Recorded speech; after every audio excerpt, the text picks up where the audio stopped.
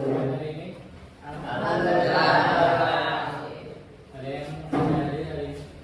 Ada semua Pak. Pelajaran apa? Baik, silakan dibuka buku Targhibat Tarhibnya. Sampai mana? Terakhir Sampai hadis ke-27 ya?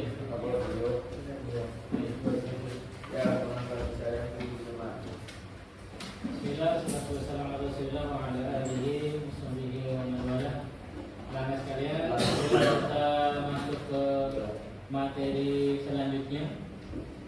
Saya mengingatkan bahwasanya dalam mempelajari hadis ya, sudah kita ketahui bersama bahwasanya hadis ini adalah sumber kedua di dalam agama Islam, yang mana hadis ini adalah sebagai penjelas dari Al-Quran ya, yang mencakup ilmu-ilmu syariat, baik itu fikih, akidah, tauhid dan lain-lain. Makanya ini ilmu yang sangat penting sekali ya. Bahwasanya Nabi Muhammad SAW tidak meninggalkan warisan berupa harta untuk kita semua, tapi meninggalkan warisan berupa apa? Berupa hadis, berupa ajaran-ajaran beliau yang wajib kita ikuti petunjuknya, kita pelajari, kita amalkan. Bisa dipahami semuanya? Kita mulai hadis ke-28 ya. Nanti Ustaz baca, kalian bisa ikutin ya.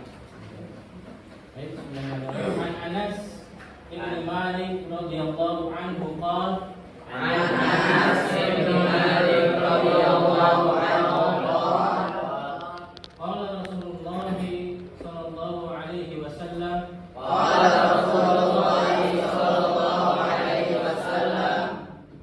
Man shalla lillahi arba'ina yawman fi jama'atin yudriku takbiratul ula kutiba lahu bara'atan bara'atun minan nari wa bara'atun minan nifaq.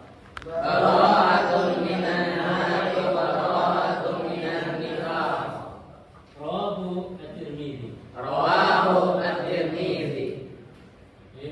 Ini hadis ke-28 yang diriwayatkan oleh Anas bin Malik. Siapa Anas bin Malik? Sahabat. Salah satu nama sahabat Rasul, yang mana beliau ini adalah Ismah Khadim Rasul ya, yang selama 10 tahun menemani ya, membantu Rasul ya, sekaligus menjadi periwayat apa yang disampaikan oleh Rasul. Jadi salah satu periwayat terbanyak. Makanya hadis ini bersumber dari Anas bin Malik ya. Kemudian bahwasanya Rasulullah Shallallahu Alaihi Wasallam bersabda, Man shalla lillah, barang siapa yang sholat karena Allah, dia memiliki rasa ikhlas mengerjakannya karena Allah Subhanahu Wa Taala. Arba'ina yauman fi jama'atin. Ini salah satu keutamaan di hadis ke-28.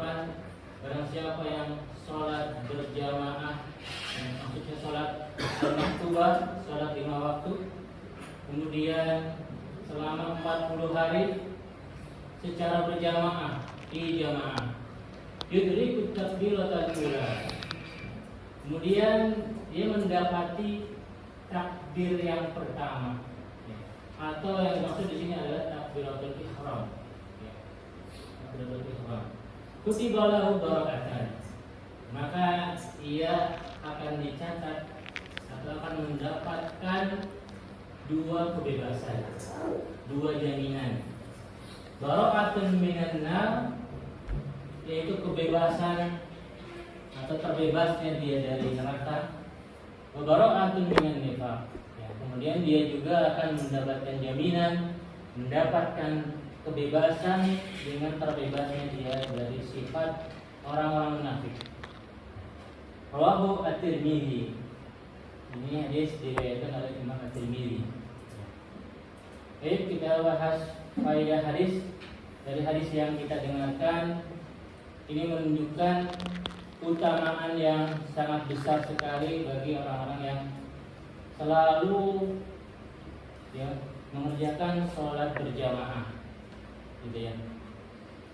Bukan hanya itu, tapi ia istiqomah dengan menetapi selama 40 hari. Ya, kalau ingin mendapatkan keutamaan, kata Syekh Rahman Al-Mubarakfuri dalam kitab Tuhfatul Ahwazi, kitab ini sebagai syarah dari Sunan At-Tirmidzi, karena hadis ini diriwayatkan oleh Imam At-Tirmidzi.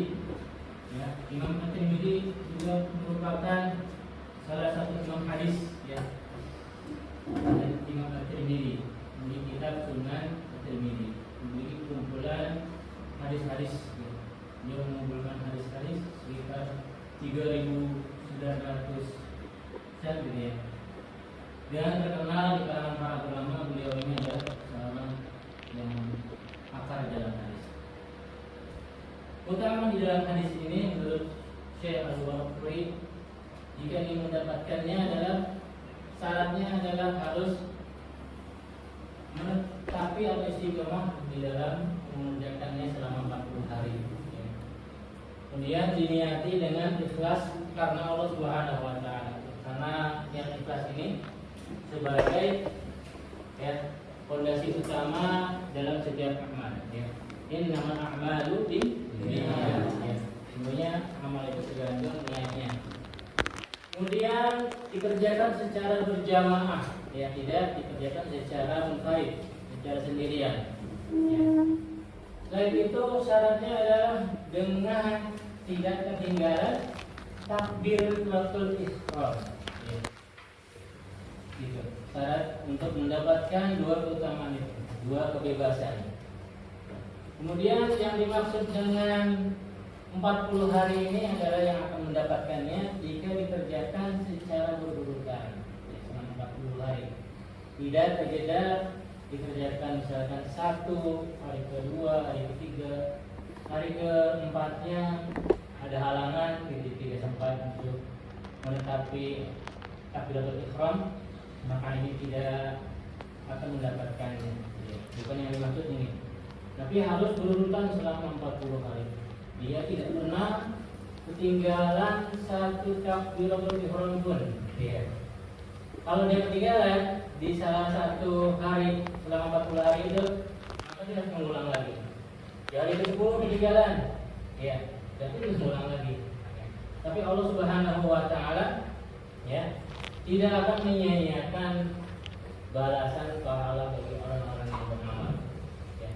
Walaupun dia sudah berusaha untuk menggapai keutamaan ini, ya, dua kebebasan ini, ya, tapi Allah tidak akan menyia-nyiakan, ya, akan membalas setiap amal yang dikerjakan oleh kita semuanya. Saking besarnya amal ini, para salafus saleh mereka sangat berlomba-lomba untuk mendapatkan keutamaan ini, ya. Bara'atun minan nar, yaitu kebebasan nanti di akhirat, ya. Maksudnya adalah terhindar dan selamat dari neraka, dari siksa neraka. Bara'atun minan nifaq, berarti di dunia dia akan selamat dari apa? Dari sifat-sifat orang munafik, karena dia rajin tiap hari salat ke masjid tepat waktu, dengan selalu tidak ketinggalan takbiratul ihram. Ya, beda dengan orang-orang munafik. Kita sebutkan, kita sering dengar, ya, bahwasanya orang-orang munafik ketika sholat dia mengerjakan dalam keadaan apa? Dalam keadaan malas, ya. Itu satu sifat orang munafik. Kemudian kalau di akhirat berarti apa? Baraatun minan nifaq, dia akan selamat dari azab yang dimiliki orang-orang munafik. Orang munafik. Dia akan disaksikan bukan bagian dari orang-orang munafik. Itu balasan akhirat. Itu ada faedah yang lain? Ya, tidak ada faedah yang lain. Itu mungkin faedah hadis ke-28.